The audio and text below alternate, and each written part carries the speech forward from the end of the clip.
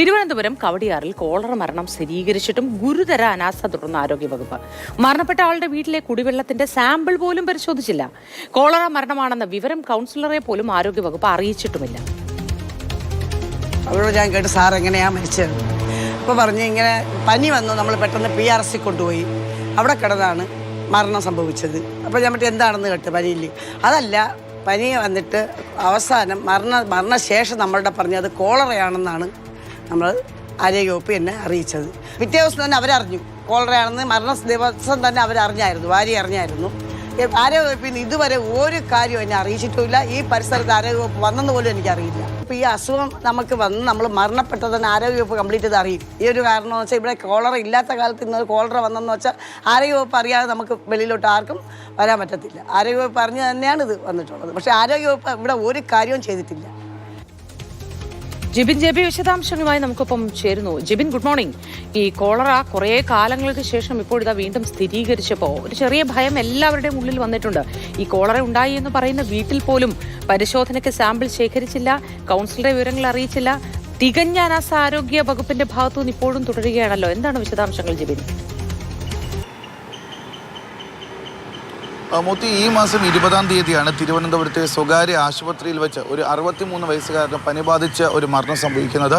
ഇതിനുശേഷം ഏകദേശം ഇപ്പോൾ ഒരാഴ്ച പിന്നിട്ടിരിക്കുകയാണ്. കഴിഞ്ഞ ദിവസം പുറത്തു വന്ന ഈ മരണം സംബന്ധിച്ചിട്ടുള്ള ആരോഗ്യവകുപ്പിൻ്റെ കണക്കുകളുണ്ട്. അതിലാണ് ഈ കോളറ മരണത്തിൻ്റെ കോളത്തിൽ ഒരു മരണം കാണുന്നത്. ഇത് സംബന്ധിച്ച് നടത്തിയ അന്വേഷണത്തിലാണ് കോളറ ബാധിച്ച് കവടിയാർ സ്വദേശിയായ 63-കാരൻ മരണപ്പെട്ടു എന്നുള്ള ഒരു കാര്യം പുറത്തറിയുന്നത്. ഇതിന് പിന്നാലെ ആ വീട്ടിലേക്ക് എത്തിയെങ്കിലും വീട്ടുകാർക്ക് നമ്മളോട് പ്രതികരിക്കാൻ സാധിച്ചിട്ടില്ല. കാരണം അവരൊരു മരണം സംഭവിച്ച ആ ഒരു ദുഃഖത്തിലാണ്. പക്ഷേ ആരോഗ്യവകുപ്പിൻ്റെ ഭാഗത്ത് നിന്ന് ഒരു വലിയ രീതിയിലുള്ള അനാസ്ഥയാണ് ഇവിടെ ഉണ്ടായിരിക്കുന്നത്. കാരണം കോളറ മരണമാണ് എന്നുള്ള കാര്യം ആദ്യം അറിയുന്നത് ഈ ആരോഗ്യവകുപ്പാണ്. കാരണം ആരോഗ്യവകുപ്പിൻ്റെ കണക്കിലാണ് ഇത് ഒരു കോളറ മരണമാണെന്നുള്ള ഒരു സ്ഥിരീകരണം പോലും ഉണ്ടായിരിക്കുന്നത്. പക്ഷേ ഈ ആരോഗ്യവകുപ്പ് ഈ വീട്ടിലെത്തുകയോ വീട്ടുകാരുടെ സാമ്പിളുകളോ അല്ലെങ്കിൽ സമീപ പ്രദേശങ്ങളിൽ താമസിക്കുന്നവരുടെ സാമ്പിളുകളോ പോലും ഇതുവരെയും ശേഖരിച്ചിട്ടില്ല. വാർഡ് കൗൺസിലർ, ഇവിടുത്തെ വാർഡ് കൗൺസിലർ എന്ന് പറയുന്നത് കവടിയാർ വാർഡ് കൗൺസിലറാണ്, സതികുമാരിയാണ്. ഇവരെ പോലും ആരോഗ്യവകുപ്പ് നേരിട്ട് ഈ ഒരു വിവരം അറിയിച്ചിട്ടില്ല. ഇവരെ വിവരം അറിയിച്ചിരിക്കുന്നത് ഈ മരണം നടന്ന ആ വീട്ടിൽ നിന്നുള്ളവരാണ്. മരണം നടന്നതിൻ്റെ തൊട്ടടുത്ത ദിവസം ഇതൊരു കോളറ ബാധിച്ചുള്ള മരണമാണെന്നുള്ള വിവരം അവർക്ക് ലഭിക്കുകയും അവർ കൗൺസിലറിനെ ആ വിവരം അറിയിക്കുകയും ചെയ്തു. ഇതിനുശേഷം കൗൺസിലർ ഇടപെട്ടുകൊണ്ട് ഹരിതകർമ്മസേനയെ ഉപയോഗിച്ച് ഈ വീടിൻ്റെ സമീപത്തുള്ള മാലിന്യങ്ങൾ, പ്രത്യേകിച്ച് വീട്ടിൽ നിന്ന് പുറത്തേക്ക് വയ്ക്കുന്ന പ്ലാസ്റ്റിക്, ജീവമാലിന്യങ്ങൾ ഉൾപ്പെടെയുള്ള സാധനങ്ങൾ അവിടെ നിന്ന് മാറ്റാൻ കൗൺസിലർ ഇടപെട്ട് നടപടികൾ സ്വീകരിക്കുകയും ചെയ്തു. പക്ഷേ ആരോഗ്യവകുപ്പ് ഇതുവരെയും ഇവിടേക്ക് എത്തുകയോ അവരുടെ ഭാഗത്തുനിന്നുള്ള തുടർ നടപടികളോ സ്വീകരിക്കുകയും ചെയ്തിട്ടില്ല. പ്രത്യേകിച്ച് ഈ വീട്ടിലൊരു കിണറുണ്ട് എന്ന് പറയുന്നു, വീടിൻ്റെ സമീപ പ്രദേശത്തും കിണറുകളുണ്ട് എന്ന് പറയുന്നു. ആ കിണറുകളിൽ നിന്ന് സാമ്പിളുകൾ ശേഖരിക്കുകയോ അല്ലെങ്കിൽ വീട്ടുകാരുടെ സാമ്പിളുകളോ സമീപവാസികളുടെ സാമ്പിളുകളോ ശേഖരിക്കുകയും ചെയ്തിട്ടില്ല. ഇദ്ദേഹം ഒരു റിട്ടയർഡ് ഉദ്യോഗസ്ഥനാണ്.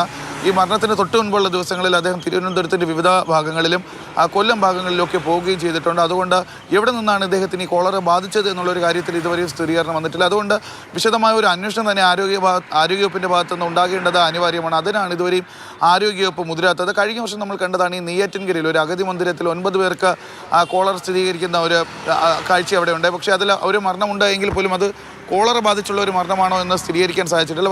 പക്ഷേ പിന്നീട് 9 പേർക്ക് കോളറ വന്നെങ്കിലും അവർക്ക് അസുഖം ഭേദമാകുന്ന ഒരു സാഹചര്യമുണ്ട്. പക്ഷേ ഈ സംസ്ഥാനത്ത് ഏകദേശം ഒരു 7-9 വർഷത്തിന് ശേഷമാണ് ഇപ്പോൾ തിരുവനന്തപുരത്ത് ഈ ഒരു കോളറ സ്ഥിരീകരിച്ച ഒരു മരണം സംഭവിച്ചിരുന്നത്. അതുകൊണ്ട് ഈ ആരോഗ്യവകുപ്പിൻ്റെ ഭാഗത്ത് നിന്ന് ഇത്തരത്തിലൊരു അനാസ്ഥയുമായി മുന്നോട്ട് പോകുന്ന കാര്യം വളരെ ദൗർബല്യമാണ്. കാരണം ഇത് എവിടെ നിന്നാണ് കോളറ ബാധിച്ചത് സാഹചര്യമാണ് ഇപ്പോൾ. ഒരുപാട് ജനങ്ങൾ തിങ്ങിഞ്ഞെരുങ്ങി താമസിക്കുന്നു പല സ്ഥലങ്ങളിലും. കിണറുകളിലെ വെള്ളം എത്രത്തോളം ശുദ്ധമാണെന്ന് നമുക്കറിയില്ല. കാരണം ഈ നിശ്ചിത അകലം പോലും പാലിക്കാതെ ചില അംഗീകാരങ്ങൾ കൊടുക്കേണ്ടതായി വരുന്നു. ഈ വേസ്റ്റ് വാട്ടർ കുഴിക്കും ഒപ്പം സെപ്റ്റിക് ടാങ്കിനും മറ്റും ഇതെല്ലാം കൂടി ഒരുമിച്ചാണ്. ഈ സാഹചര്യത്തിൽ കിണറുകളിലെ വെള്ളം എത്രത്തോളം ശുദ്ധിയാക്കി വയ്ക്കാനുള്ള ഇടപെടൽ ഈ ആരോഗ്യവകുപ്പിന്റെ ഭാഗത്തുനിന്ന് ഉണ്ടാവുന്നു എന്നറിയില്ല. ഒപ്പം തന്നെ ലഭ്യമാകുന്ന പൊതു ടാപ്പിൽ കൂടിയുള്ള വെള്ളത്തിന്റെ കാര്യത്തിലും എത്രത്തോളം പരിഗണന ഇക്കാര്യങ്ങളിൽ ആരോഗ്യവകുപ്പ് കൊടുക്കുന്നുണ്ട്. നിശ്ചിത ഇടവേളകളിൽ ഇതൊക്കെ ശുദ്ധമായി സൂക്ഷിക്കാനുള്ള എന്തെങ്കിലും നടപടികൾ ആരോഗ്യവകുപ്പിന്റെ ഭാഗത്തുനിന്ന് ഉണ്ടാവുന്നുണ്ടോ?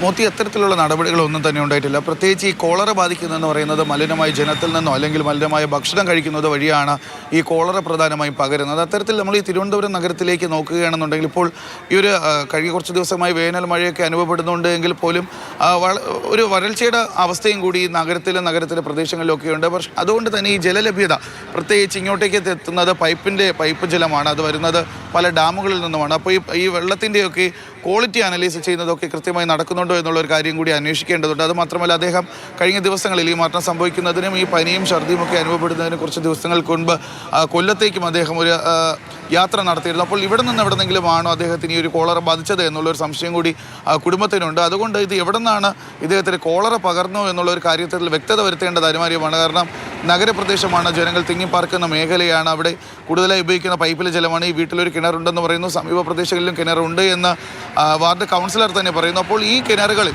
നിന്ന് സാമ്പിളുകൾ ശേഖരിച്ച് അതിൻ്റെ റിപ്പോർട്ട് ഉടനടി പുറത്തു വരേണ്ട അനിവാര്യമാണ്. കാരണം ഇതിൽ നിന്ന് ജലം ഉപയോഗിക്കുന്നവർ തീർച്ചയായും അത് എത്രയും പെട്ടെന്ന് സാമ്പിളുകൾ ശേഖരിക്കുകയും അതിൻ്റെ ഫലം പുറത്തു വരികയും ഒക്കെ ചെയ്യേണ്ടതാണ്. കൂട്ടായി വിവിധ വകുപ്പുകളുടെ നേതൃത്വത്തിൽ ഇത് നിർമ്മാർജ്ജനം ചെയ്യാൻ, തുടച്ചു നീക്കാനുള്ള മാർഗങ്ങൾ എടുക്കേണ്ടതാണ് എത്രയും പെട്ടെന്ന്. കാരണം നമ്മുടേത് നമ്പർ 1 ആരോഗ്യ കേരളമാണ് എന്നതുകൊണ്ട്, അല്ലേ?